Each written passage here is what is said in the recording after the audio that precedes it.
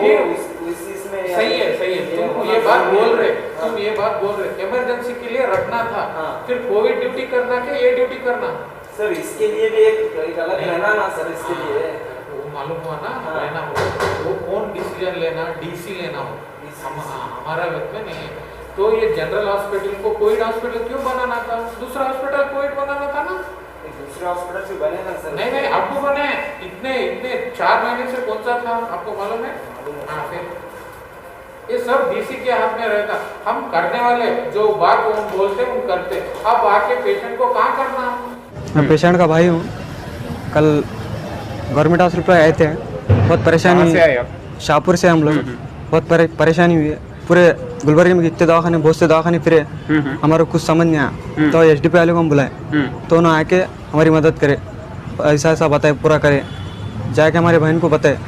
Full serious थी हमारी बहन, अगर इन्होंने नहीं थे तो मेरी बहन नहीं थी आज। इनकी वजह से मेरी बहन आज जिंदा है। प्रेजेंट कंडीशन क्या है? प्रेजेंट अभी है, सीरियस है, थोड़ा बहुत इलाज हुआ करे। ये सही कौन सा रेमुनेसा नाम के एक 26 साल फीमेल पेशेंट जो शाहपुर की रहने वाली थी। शाहपुर में सीजरिन से डिलीवरी होना था उनको। शाहपुर की गवर्नमेंट हॉस्पिटल वाले वो सील डाउन होने की वजह से उन्होंने यादगीर गवर्नमेंट हॉस्पिटल को रेफ़र किया था। यादगीर में 14 तारीख जुलाई को सीजरिन ऑपरेशन हुआ उनका।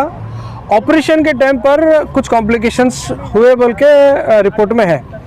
2-3 दिन के बाद जब वो बच्ची को जब देखे, बच्ची का पेट फूलने लगा। फिर जब वो स्कैनिंग करे तो ऐसा मालूम हुआ कि पेट में पानी ऐसा कुछ गंदगी जमा हो रही। इन्वेस्टिगेशन करने पर यह मालूम हुआ कि इंटेस्टाइन को और एब्डोमेन में ऑपरेशन के टाइम पे कुछ मिस्टेक्स हुए हैं, उस वजह से बच्ची का पेट फूलने शुरू हुआ था। वहाँ के डॉक्टर्स उनको समझ में नहीं आने को फिर गुलबर्गा हायर सेंटर्स को रेफ़र किए। ये पेशेंट्स के जो अटेंडर्स हैं ये लोग लगा के ईएसआई हॉस्पिटल में एडमिट किए। ईएसआई हॉस्पिटल में ऑलमोस्ट 5 डेज उन्होंने रखा और कोविड टेस्ट सैंपल शाहपुर में ही दे के आए थे। तो ईएसआई सेंटर का ये कहना था 5 दिन कुछ इलाज नहीं किए। जब हम लोगों को जब मालूम पड़ा कि ईएसआई में 5 दिन से पेशेंट ऐसे ही है, जब मैं खुद जाकर जब वहाँ के डॉक्टर से बात किया तो वो लोग क्या बोले, हम कोविड टेस्ट का रिपोर्ट्स का वेट कर रहे हैं बोल के बोले, और स्कैनिंग भी नहीं किए थे। तो मैं जब सीनियर डॉक्टर्स के साथ बात करने के बाद जब इमीडिएटली नेक्स्ट डे सुबह में स्कैनिंग करे, स्कैनिंग पर यह मालूम हुआ कि पूरे पेट में गंदगी, इंटेस्टाइनल रप्चर होकर पूरा गंदगी जमा होकर उनको ब्रीदिंग का प्रॉब्लम स्टार्ट हुआ था। फिर हमारा मुतालबा था कि इमीडिएटली वहाँ पर सर्जरी हो, तो उन्होंने कहा कि नहीं, कोविड टेस्ट का रिपोर्ट का हम वेट कर रहे हैं। तो नेक्स्ट डे कोविड टेस्ट का रिपोर्ट आया, नेगेटिव आया।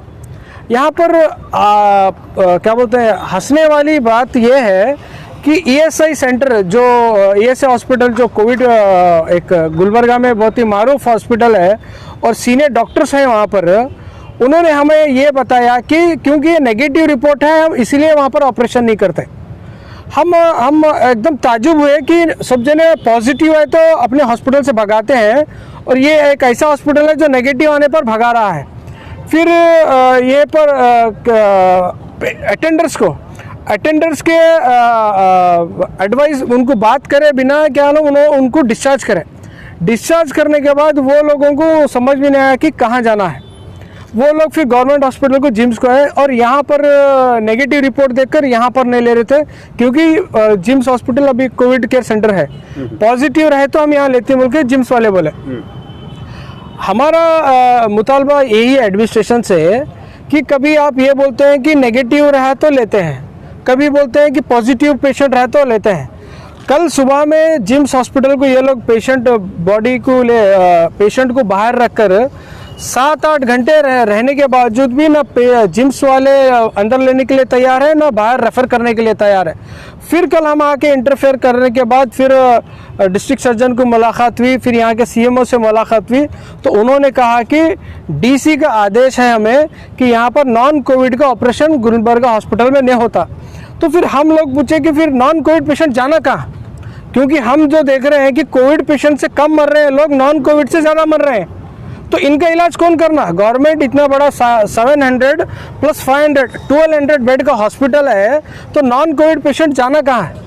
तो उन्होंने लाचारी का आंसर दिया कि नहीं, डीसी साहब को मालूम, हमारे को कुछ नहीं मालूम। तो फिर हम लोगों ने रिक्वेस्ट किया भाई कहाँ रेफ़र करते हैं, हमें रेफ़र तो कीजिए। तो उन्होंने गुलबर्गा जो बसवेश्वर हॉस्पिटल को रेफ़र किया। फिर बसवेश्वर हॉस्पिटल को गए, वहाँ पर बसवेश्वर हॉस्पिटल में बेड खाली नहीं था। फिर वहाँ से हम सनशाइन को गए, सनशाइन में भी बेड खाली नहीं था, वो लोग भी लेने रेफ्यूज़ल करे। लास्ट में रात में 12:30 बजे MS की मिलके QP हॉस्पिटल को हम जाने पर मजबूर हुए। वहाँ के मैनेजमेंट के हाथापाई जोड़ने के बाद वो बेचारे वहाँ के जो डॉक्टर साहब हैं उन्होंने पेशेंट की कंडीशंस देखकर वहाँ पर एडमिट करके रात के 2:30 बजे ऑपरेशन किया एब्डोमेन का। अगर कल ऑपरेशन नहीं तो जो पेट में जो गंदगी आई थी उसके वजह से जहर पूरा फैल के पूरे बॉडी में फैल रहा था। अगर खुदा ना खास्ता QP हॉस्पिटल वाले रहमदिली कर अगर वो जो डॉक्टरी का जो पेशा है उसको सामने रख कर अगर इलाज नहीं करते तो हमें लगता था कि पेशेंट आज जिंदा नहीं रहता। तो सबसे बड़ा सवाल यहाँ पर यह है कि हमारी जो एडमिनिस्ट्रेशन है गुलबर्गा की, क्लियर करना है क्या ये कोविड पेशेंट को ट्रीट करेंगे, क्या नॉन कोविड पेशेंट को ट्रीट करेंगे। अगर कोविड पेशेंट को ट्रीट करेंगे तो उसका क्या प्रोसीजर है, अगर नॉन कोविड पेशेंट है तो उसका क्या प्रोसीजर है। क्योंकि अगर नॉन कोविड है तो जब भी नहीं कर तो बोल रहे हैं, और कोविड पेशेंट है तो बेड नहीं है बोल के बोल रहे हैं। तो आम जनता जाना कहाँ है, अपने जो फैमिली मेम्बर्स हैं, जो पेशेंट्स हैं, जो बीमारी से जो परेशान है, इनको लेकर जाना कहाँ है। ना DHO को मैं सुबह से DHO को कम से कम 8 से 10 बार फ़ोन किया, उनका रिप्लाई नहीं है। डिस्ट्रिक्ट सर्जन को हम जब सीरियसली बात करने के बाद उन्होंने हमारी कंसल्टेशन पे बसवेश्वर हॉस्पिटल के सुपरिटेंडेंट को बात की है। वहाँ पर बसवेश्वर हॉस्पिटल जाने के बाद यहाँ पर ले तो मिल के बोले, हम वहाँ जाने के बाद हमारे पास बेड नहीं है बोल के उन्होंने हाथ उठा दिए। तो बोलने का मकसद ये है कि रिस्पॉन्सिबिलिटी लेगा कौन। हमारे जो माँ बाप हैं, हमारे जो भाई बहन हैं, जब परेशानी की हालत में जाना कहाँ है। या तो DC साहब फ़ोन नहीं उठाते, नहीं ना DHO फ़ोन उठाते, किसको फ़ोन करना है। सिर्फ ये लोग MLA MPs और बड़े बड़े जो लोग हैं इनके जो कॉन्टेक्ट्स में सिर्फ उनको फ़ोन उठाते हैं, या तो सिर्फ व्हाट्सएप की चैटिंग पे रिप्लाई करते हैं। तो हमारा मुतालबा ये है कि एक ऐसा नोडल सेंटर बने, एक PRO सेंटर एक कोविड का बने, जो इमीडिएटली कोई भी एक आम जनता जब आदमी फ़ोन करता है तो उसका जो सवाल जवाब है उसका आंसर दे, उसकी क्या तकलीफ़ है उसके बारे में बोले। जिम्स हॉस्पिटल में भी पेशेंट्स अंदर है, अटेंडर्स बाहर है, पेशेंट्स 5-5 दिन 7-7 दिन अंदर है, बाहर क्या चल रहा किसी को नहीं मालूम। एक PRO बोल के कोई अपॉइंट नहीं है आज तक कि हमारे पेशेंट्स को किस तरह से देखा जा रहा है, उनका ट्रीटमेंट क्या हो रहा है। अटेंडर बाहर परेशान, पेशेंट अंदर परेशान। गुलबर्गा में 2 तरह का प्रॉब्लम चल रहा, जैसा कि हमारे AR पटेल साहब स्टेट सेक्रेटरीट मेंबर जो बताए कि पॉजिटिव पेशेंट का प्रॉब्लम है, और जो सिम्टमिक पेशेंट्स हैं जिसको ब्रीथिंग प्रॉब्लम है, फीवर है, वो लोगों को प्रॉब्लम है बोल के हमारा एक कन्फ्यूजन गुलबर्गा में डाउट हो रहा था। लेकिन कल ये साबित हुआ पॉजिटिव और ये ब्रीथिंग प्रॉब्लम के साथ साथ जो नेगेटिव है उनका भी एक बहुत बड़ा प्रॉब्लम गुलबर्गा में चल रहा है। क्योंकि नेगेटिव आने के बाद जो पेशेंट के बारे में हमारे रहीम साहब जो बताए, उसको इमीडिएट जैसे यादगीर के हॉस्पिटल में सर्जरी के टाइम नेग्लिजेंसी हुई थी, तो वहाँ के डिस्ट्रिक्ट हॉस्पिटल की यही रिस्पॉन्सिबिलिटी थी इमीडिएट फिर उसको ओपन करके वहीं पे सर्जरी करे। तो उन्होंने पेशेंट की लाइफ के बारे में नहीं सोचकर अपनी लापरवाही को कैसा ख़त्म कर देना, वो हमारे पास प्रॉब्लम नहीं रहना बोल के ESI हॉस्पिटल को फॉरवर्ड करे। तो गुलबर्गा के लिए बहुत डेंजरस है। Positive patient, negative patient plus जो ब्रीथिंग प्रॉब्लम्स आ रही है उनके लिए आज के हालात में गुलबर्गा में बहुत सेंसिटिव हालात बने हुए।